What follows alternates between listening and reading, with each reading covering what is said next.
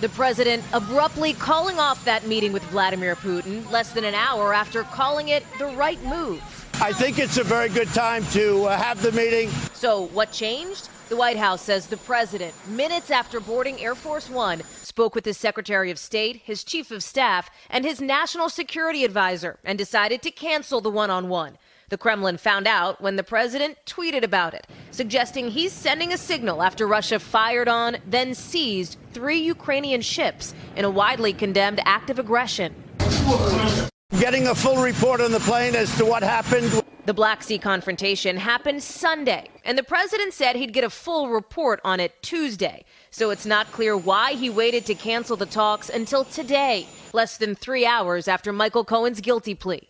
While the Putin face-to-face won't happen, another critical meeting will, with China's Xi Jinping. The threat of more tariffs on the table. I think China wants to make a deal. I'm open to making a deal.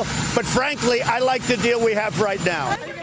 And another interaction here could get uncomfortable. President Trump informally face-to-face with the Crown Prince of Saudi Arabia, who's under fire after the brutal murder of columnist Jamal Khashoggi at the hands of the Saudis. The president wants to maintain ties with that country, but even his own allies want the president to confront the Crown Prince directly. Hey, NBC News fans, thanks for checking out our YouTube channel. Subscribe by clicking on that button down here.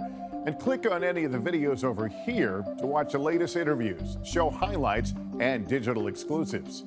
Thanks for watching.